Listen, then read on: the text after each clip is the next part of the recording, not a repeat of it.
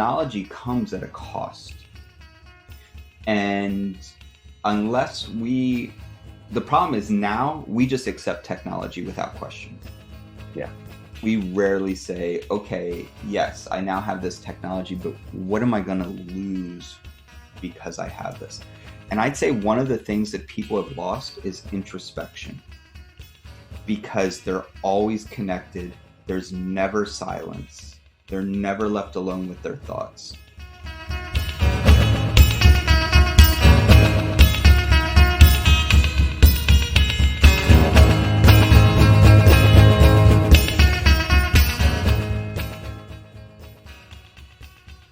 Hello and welcome to Evangebros, your weekly podcast about biblical literacy, discipleship, and historical/cultural context. I'm your co-host, George Benson. I'm your other co-host, Don Sheaver. And I realized I sound like a twitch in you when I said weekly. I was like, there's a disruption in the matrix. There is, yeah. Yeah, last week we didn't record. It was basically, I didn't have it in me to do it, and I didn't want to push Don to do it, so it is what it is. So we're back this week. Yes. Yeah. And we're going to, after talking about our new series in Acts, we're already going to derail it. Just for a moment. Yeah. I have found that I've had this issue recurring since March, and it seems to have gotten worse as this self-isolation and pandemic has gone on, which is trying to have meaningful conversations with people. Now, what I mean by that is I understand you will most likely never convince somebody they're wrong or you're right on Facebook. So you're saying not just conversations, so not like you and I having a conversation, but more like debates or discussions around something where you have disagreements? I would say it's a both and, honestly. So when I've been in proximity with people, socially distanced, trying to have meaningful conversations, it's almost like we've forgotten how to do it. Or so it seems mostly superficial, or it is just completely word vomit. I'm going to tell you every little thing that's happened to the point of I don't know how to receive that as a person listening. But also, even with texting or social media, trying to have a debate or maintain some type of conversation, it just seems like that since this whole thing has started, that human community, that human touch has really, that's been missing, has shown a light on me where it's like I need that in order to remember how to talk to people. Yeah. And I know that your entire life is built around conversations. Since I've known you, one of the things that you've always been kind of forward on is having meaningful discussions, asking good questions, or even just questions in general. And taking the posture of a student in almost every case. Right. And so I'm just curious, like, have you had that experience? Like, everything seems so hot right now, and it's just like, I don't know how to engage in, like, anything, it seems like. Yeah, I think there's a few things going on, right? Like, one is that anytime we have a mediation, anytime we're mediated, right? So like have a buffer between us and another human. I think it allows us to be less reflective of the fact that the person we're speaking to is human, right? And I don't think any of that is necessarily conscious. I think sometimes it is, like if you want to anonymously write something mean about someone, you can do that, and you're consciously allowing them to not be able to see you or know who you are when you write it or when you engage it. And so that gives you a little bit of freedom. But I think we're even seeing boldness and brashness on social media where your name is attached, right? And it's not just under pseudonyms; it's actually your name. Uh, and I think a lot of that comes from just we're we have this buffer between us and the other person that makes us feel a little bit more free to treat them as less than human. And I think COVID has exasperated that because for many of us, we haven't been around people all that much, or it's been greatly reduced, or what have you. And so the vast majority of our quote unquote meaningful conversations are happening with mediation. And that mediation keeps getting more and more increased as people are having Zoom fatigue. People are doing, like right now, we're recording this via Zoom. So I can at least see you and interact with you.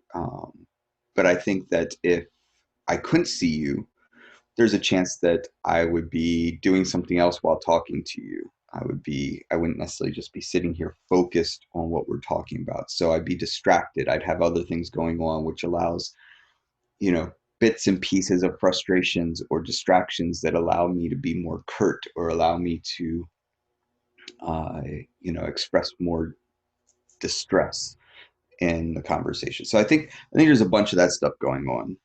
I mean, have you experienced some of that? Like, if you really reflect and think, like, Oh, sure.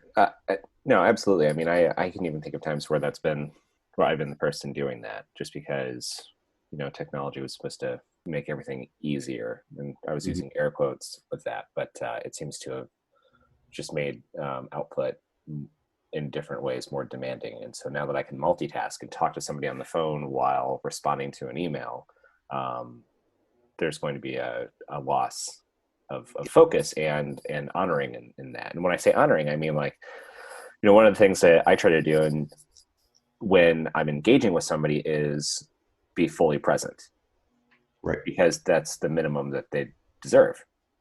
It's sure, which is, you know, so yeah, I've experienced that, but something that I've okay, we had some visitors last week, and one something that they had said was how the Black Lives Matter things that we've already talked about on the podcast, just the political unrest that's currently going on.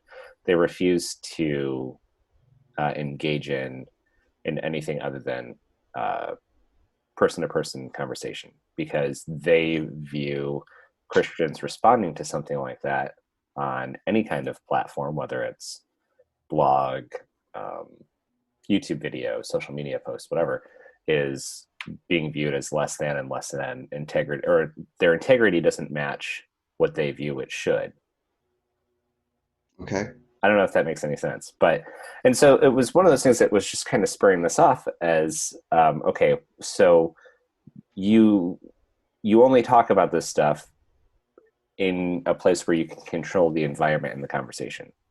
mm. Yeah. Well, I think most of us are more comfortable with that, right? Well, yeah, I mean, yeah, I that's mean, true.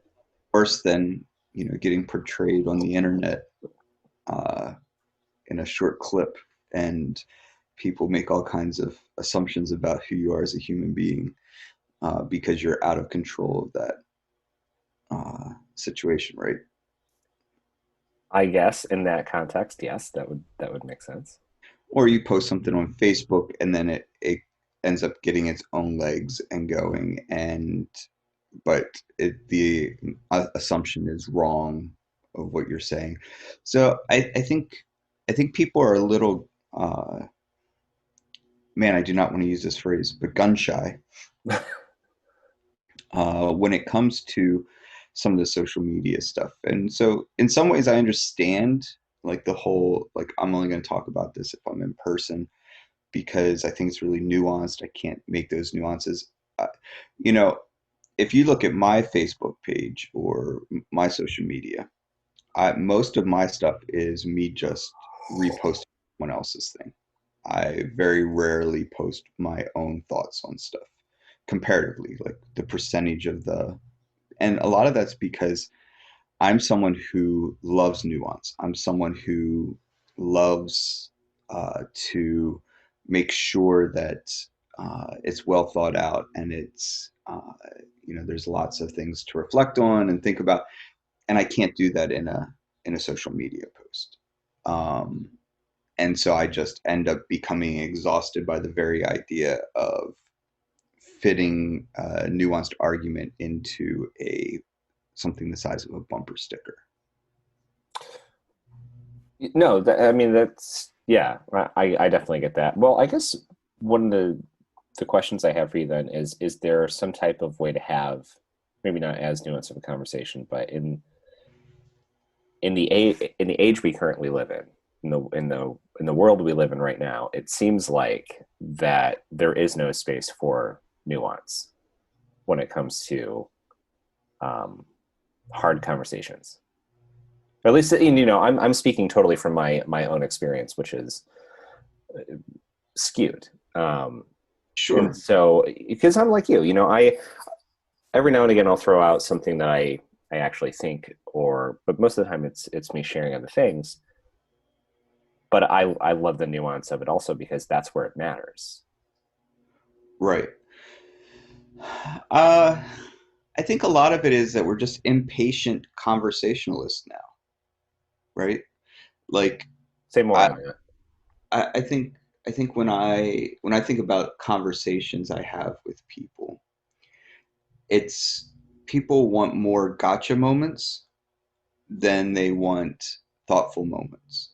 Um, People are waiting for their turn to talk instead of listening when someone else is talking. And I'm guilty of this as much as anyone, right? And so, like, I think there's a lot of that. And I think in some ways, it's our conversations are reflecting social media patterns, right? Because think about it. If you read a meme on social media or someone's quip about a theological or political view or whatever it might be, rarely do we ask the person meaningful, thoughtful questions about their post. Instead, we offer a rebuttal. We post a link to Snopes. We call it fake news. We do all kinds of things, but rarely have I seen a post on Facebook or any social media for that matter that someone posts something and someone says, you know, uh, what is it about this that is meaningful to you, or what about this statement seems to ring true to you, and what is your experience around it? Like, I just never see that, right? And to say never, obviously, I've seen that on occasion, but extraordinarily rare. And I think our conversations have begun to reflect that, where if someone says something, we're rarely interested in how they came to the conclusion or came to that understanding. And if if we are willing to ask a question about it, oftentimes then the person isn't used to being asked a question about it, and they assume it's a setup. They assume another way of conflict, or that they're like, okay, what's the gotcha in the question that they're going to try and get me with, right? Because we're just not used to any longer having this dialogue that allows or maintains the dignity in the other person. Yeah. Um, there was a lot of really good things you just said, which is why I was writing them down. Um, Good, because I don't remember what I said. okay, well, good. You can listen to it tomorrow. Um, so you said maintaining the dignity with the other person. Do you think that this comes from a potential fear of showing vulnerability in an age where it can be captured forever?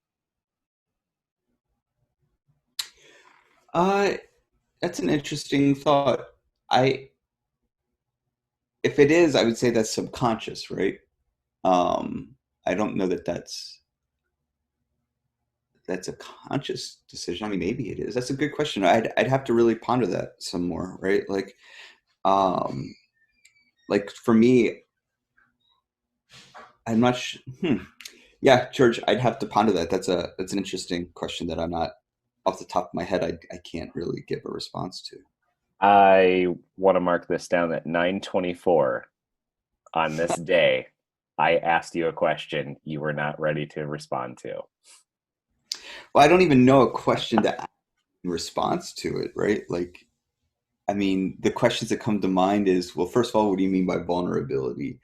And then I think about why do you perceive that people are afraid of vulnerability? Well, I guess okay. Let's start from there, because this could either go down horribly or lead to something good. So when I say vulnerability, what I mean by that is a willingness to show, for a lack of better word, they're who they truly are, as in willing to allow um, a, a moment of all of my guards being let down. And I'm not talking, usually in my experience, how I grew up and who I grew up around, showing that stuff in a way that wasn't a gotcha or a posturing stance was shown as weakness. Hmm. I loved theater when I was in high school and junior high, and there were a lot of perceptions about me from different family members and whatnot because I loved theater and musical theater so much. It was just a side of me that allowed me to kind of figure out who I was and be accepted by different people that others didn't get. And so like it felt like, looking back on it, that there was this side of, or there was this vulnerability to that where I just I didn't care. I was trying to live into who I truly was by enjoying this thing that most people didn't understand. And that's a super small comparison, but it. So when I say the opportunity to be vulnerable in a way that can catch you forever, like the internet, saying I don't know is a sign of, to me, is an act of vulnerability that can be misconstrued as weakness because of how we live and where we live right now. Well, I even think vulnerability and being angry, uh, responding in anger to something is a certain vulnerability that can be captured, right? Oh, And absolutely. misconstrued or used as a uh, can be weaponized uh, to declare this to be a persistent or consistent truth about you instead of just a moment, right? So yeah, I think there is some concern about vulnerability, um, or being honest uh, in our emotions because it can be captured or context can be lost in the setting. I'm not sure. Like, does that thought go through your mind a lot? Which one? Like, am I being too vulnerable here, or like, is this moment of vulnerability something that's going to be captured? Sometimes it does. Yeah, it might not have that exact language to it, but the idea is still the same. Where I worry that um, what I'm trying to say won't be coming across well because it's text or because it's social media or because of email. It's hard to read inflection when it comes to that. So I definitely censor myself because I'm concerned about how it will be perceived by someone else. Okay. Yeah, I think when you initially asked the question about vulnerability, I was thinking more along the lines of, um, you know, demonstrating weakness, Yeah. right? That I'm vulnerable because I don't know the answer. Now, you mentioned that piece, right? But like that's more where my mind was going with vulnerability was like I don't know the answer, um, or I share like maybe afraid to share some of the history that I've experienced that has led me to the place that I am now and my understanding of something. Um, and I think so social media's done an interesting thing. So I feel like I know this might feel like I'm stepping away from that and starting something new, but No. hopefully we can bring it together, right? So social media has done something interesting. So if you're familiar with the way um, spaces work, and when I talk about spaces, I'm talking about like uh, um, communicative type spaces, right? So then there's it begins with intimate space. So intimate space would be like someone and their spouse, or even a sibling, or just a best friend, where that space is extremely intimate in the sense of like you share secrets, you share language and uh, history that has been communicated in a way that there's a deep, deep connected understanding. Yeah, there's also a safety to work through something and be wrong Sure. first time you say it, or yeah. So you have that intimacy group, and that's usually never more than like three people at a time, right? You might have more people that you have that intimate relationship with, but usually that discussion or that space of conversations is usually no more than like three people. And then you have, uh, oh, what is it? I think it's personal space, personal, which is like friends. So maybe like a group of anywhere from four people to like 15 people. So like people that you might have over for a meal and hang out for the evening, and everyone kind of knows each other pretty well, but you don't necessarily know everyone's deep, dark secrets. And you're not going to probably sit around talking about those things unless your get together has a lot of alcohol. Then you might, right? But like it's more personal. So you have a deeper connection. You know each other's children's names, or you know each other's extended family names, or you're related, but you're not necessarily siblings or something, or spouses, right? So like that's more personal space. So it has less of that intimate language.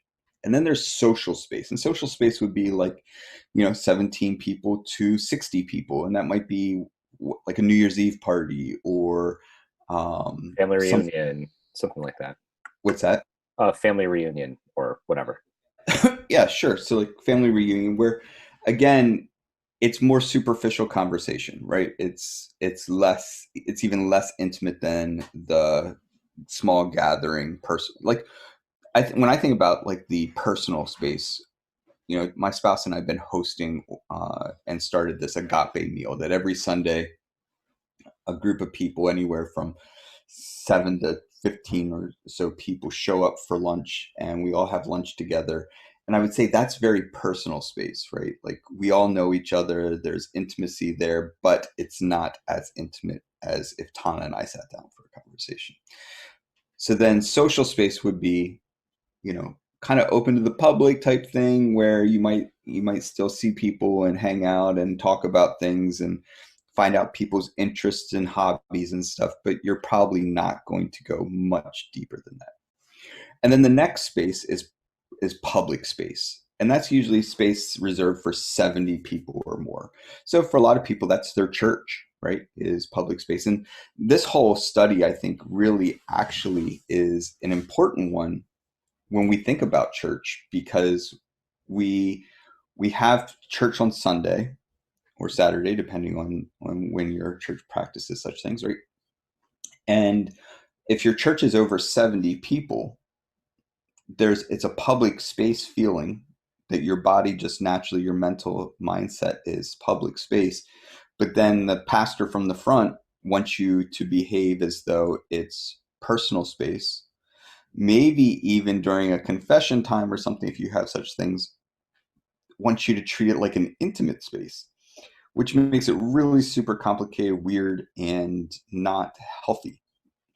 I think the same thing's true. So, like, public space would also be like as big as like a sporting event, where you're sitting next to someone you've never met them before. You might high five them, or you might tease them a little bit if they're rooting for the opposite squad than you, right? But ultimately, uh, you don't. You might learn their name, but that's probably it, right? And you only learn their name because you ask them to pass the beer down to you that you just ordered from the person selling it, right? Like, so all of this stuff is really important for us. But then we get into, so let's use Facebook as an example. Okay. Post something that is about me personally, and an interaction I had. Well, someone else comes in who I only know loosely, so they're not personal and they're not intimate. They are social, and they all of a sudden respond. Well, now I have to think, okay, how do I engage this person or explain my view?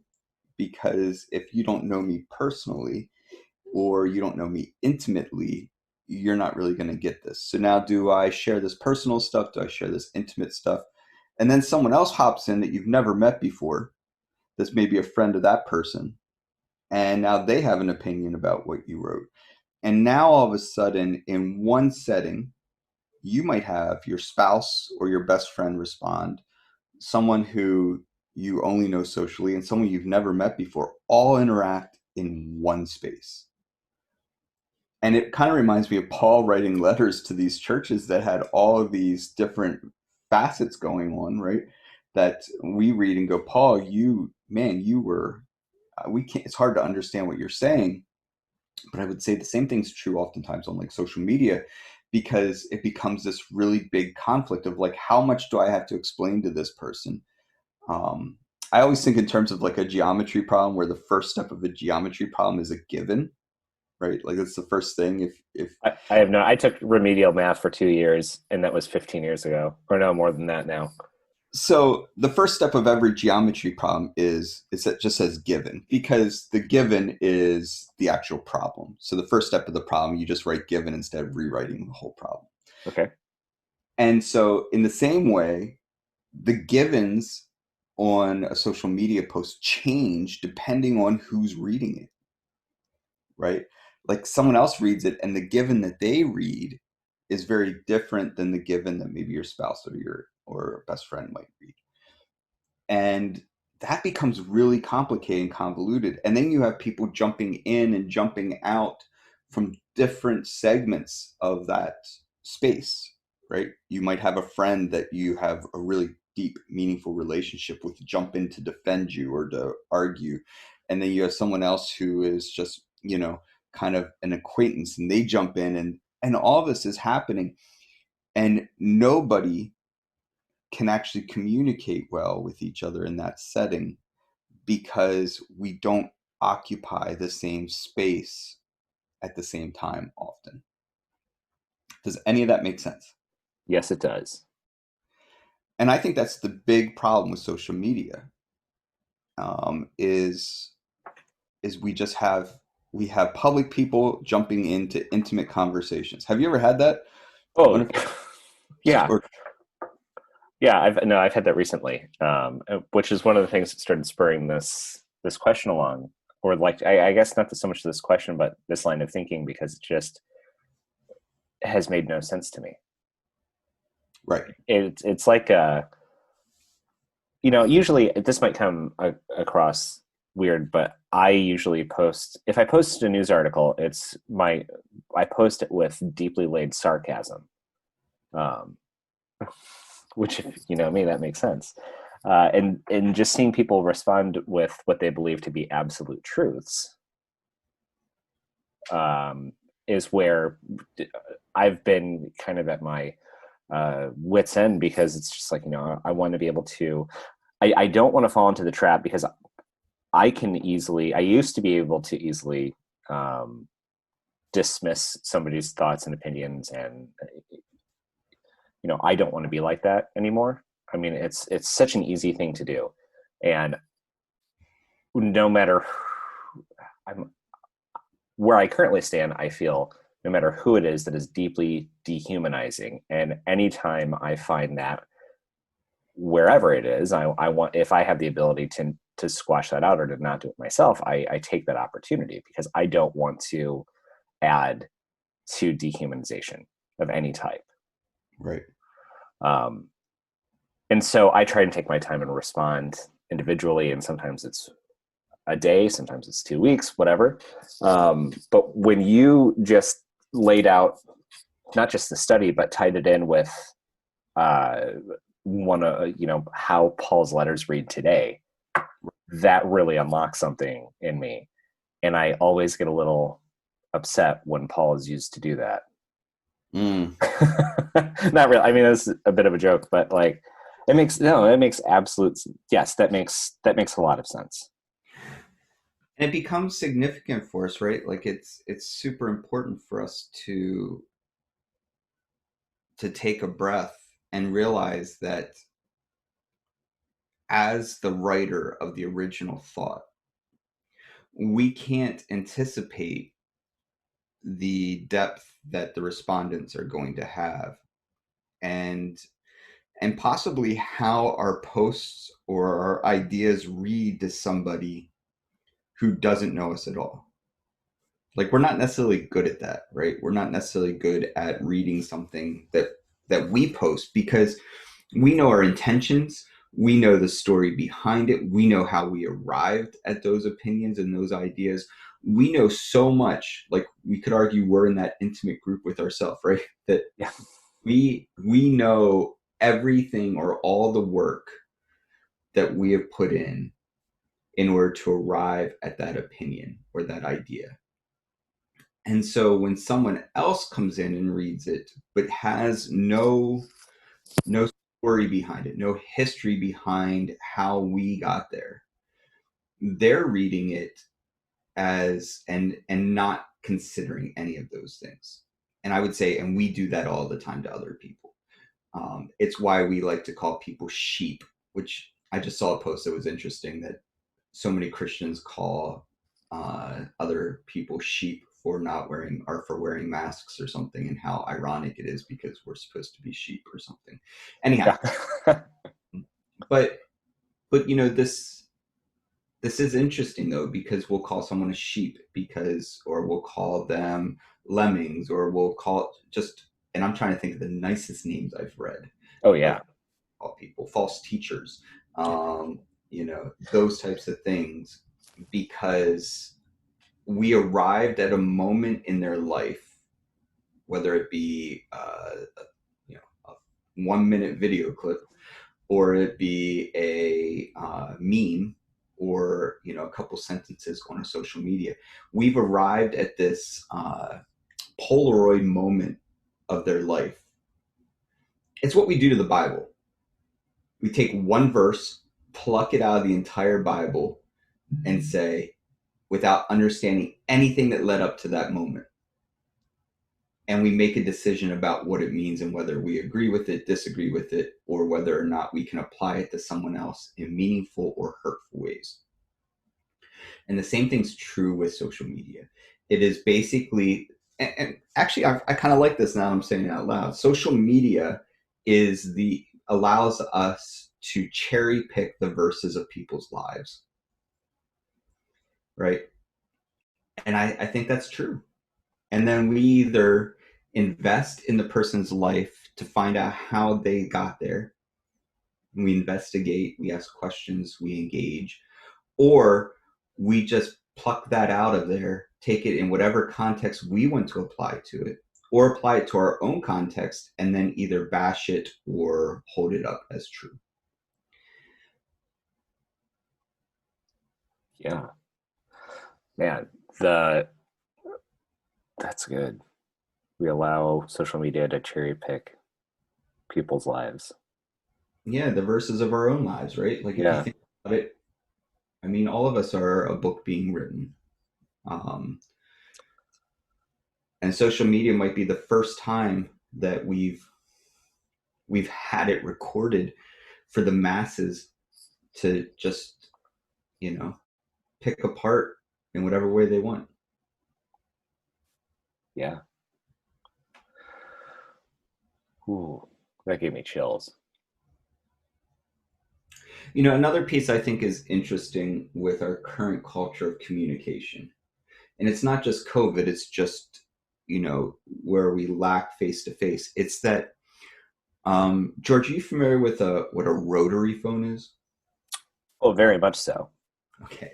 I Uh, I love rotary phones. In fact, to the point where I've tried to convince my wife in the last, I haven't tried to do it yet in this one, but in our last house we had a that's built-in. you said in this one. I was like, this wife. No, one and done. Um, the the so in our last house we used to have this phone station that was like, I don't know, 80 years old or whatever, and I wanted to rewire it so we could put a rotary phone in there because I Yeah. love heavy phones. Okay.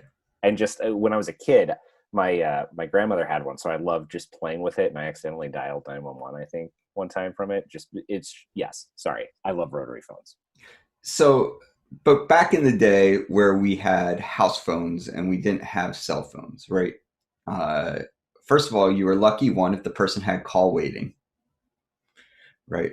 Otherwise, you just got a busy signal. And for those of you that never heard a busy signal, it sounds like Yeah, I mean, and I remember, so when we moved to Michigan when I was like, I don't know, 7 years old, we had at times we still shared we had a party line. Nice. Yeah, look that up, kids. So busy signals, and you might not have call waiting. Some people didn't even have an answering machine, so the phone would just ring and ring and ring until you finally gave up, right? And so all of these pieces gave us, I shouldn't say gave us, but we allowed ourselves to let the answering machine get it, right? Popular words in households in the 80s and 90s was just let the answering machine get it, right? Because we didn't feel obligated to answer our phone. Now we're obligated to always be reachable. In fact, my sometimes the most frustrating thing in my day is trying to figure out how a person communicated with me. I have to check to see what was it an email they sent me? Did they text me? Did they Facebook Messenger me? Did they was it over Discord? Where was this thing that they sent? Or maybe it was Slack, right? And I have people that communicate with me on all of those platforms and even direct message in Twitter, right? Like I have people that communicate with me in all those platforms. And the hardest part for me sometimes is remembering which platform they communicate what piece of information with me on in order to remember. The other thing is if you don't respond to one, they send it to another. And there's this indignity of like, well, I texted you, but you never texted me back. And so there's this obligatory piece to communication now that exists that did not exist when I was younger. So just in the last 20 years, uh, non physical present communication has shifted from optional to obligatory. And I think that also has harmed our ability to have meaningful conversations, right? Yeah, yeah, because if you don't respond, so I've had this issue too, where people have asked me questions in emails, and I need to take time and think about it, but I have to let them know that yes, I received it, and then I'll respond to it. And now there's this time limit, whether Yeah. it's oh, it drives me up the friggin' wall because it's like now I can no longer. I feel extremely pressured to get back to them so they can move forward quickly in this, even if it's something that they don't need to. Or I should say, if I perceive it's something that they should need to. Uh, Yep. it, it now hinges my ability to respond. Yep. And usually, when there's that timetable, it's just I'm trying to get it out there so I can so people can move forward, and then we'll deal with fallout later. Mm-hmm. And I'm somebody that tries to mitigate fallout by spending probably too much time thinking or going through something. Yeah. Yeah, I feel like we're no longer given the ability to, and Jesus woke up early and went up onto the mountain to be alone. I feel like we no longer have that privilege. right? Like someone's like, I called, why didn't you answer your phone? I didn't know I had to, right? Like, oh, I'm sorry. I didn't know that if my phone rang, I was required by some kind of social contract to answer it. And I don't want that to sound mean or dismissive because I get it. I get frustrated sometimes if I text someone and they don't respond or I don't hear back from them. But for the most part, if I want to hear back from someone, I include that in the text. Like, hey, I'm gonna wait. I need to know I have to make this decision within whatever. Can you please try and get back to me, right? But I had someone say to me one time, they're like, the one thing I like, Don, is that if you answer your phone, I know you have time to talk because otherwise you won't answer your phone. Like, I do not answer the phone if I'm meeting with someone. If my phone dings when I'm meeting with someone, unless I'm expecting something, I usually realize, oh shoot, I forgot to turn off my ringer. I turn off my ringer, put my phone away. Um, and I just, one of the ways that I feel like I've been able to capture some of my own healthy dialogue is that I don't dialogue at the whim of others. And oftentimes, when I dialogue at the whim of others, that's when I can get myself in trouble. Yeah, yeah. I definitely, but yeah, same. Um, and it's what's interesting about this is I can't remember if it was yesterday or the day before. My wife and I were talking about how uh, something was going on with my phone. It just kept going off, and it wasn't anything that was important. And I just lamented that I wish I could go back to a flip phone. Mm-hmm. And she took that serious and ran with it, which was very upsetting because she'd said that she could probably go back to one easier than I could. And Mm, I always maintain that um, falsehood that I could just walk away from everything like that and not have an issue and be unreachable, be fine with being unreachable. And it was just really uncomfortable yeah. when somebody knows you better than you know yourself sometimes. Well, and that's an interesting thing about the unreachability, right? Is or the what is it, FOMO? I'm gonna show Yeah, my here. yeah, yeah, That we have this whole thing that the smartphone particularly has really grouped us into, which is we have everything we need in our pocket, um, to make sure that we don't miss anything. yeah. Which on one hand is great and I love it, but on the other hand is it's just like I find myself asking at what cost. Oh, of course, at what cost? I mean, Right. that seems. Go I ahead. think it was I think it was Socrates. I might be wrong. That lamented about the uh, the concept of books, because he felt that with this new technology, that people would stop memorizing things, and it would harm our memory. So, I mean, the fear of technology, and I don't think very many people would lament books at this point, right? Yeah. Um, but there is always that technology comes at a cost. And unless the problem is now we just accept technology without question. Yeah. We rarely say, okay, yes, I now have this technology, but what am I going to lose because I have this? And I'd say one of the things that people have lost is introspection because they're always connected. There's never silence. They're never left alone with their thoughts. And so all of the ideas, the memes, the headlines, the clickbait, all of that stuff is all we ever get. We rarely have the opportunity to sit back and deeply think about anything. And I hear so many people that are like, I don't like to be alone with my thoughts. And it's like, it's kind of like if you have like a really messy closet where you just kind of put everything, Yeah. the idea of cleaning that closet, you don't want to go in there. Like you do not want to be alone with that closet. Yeah. In a lot of ways, I think our soul and our minds are like that. right?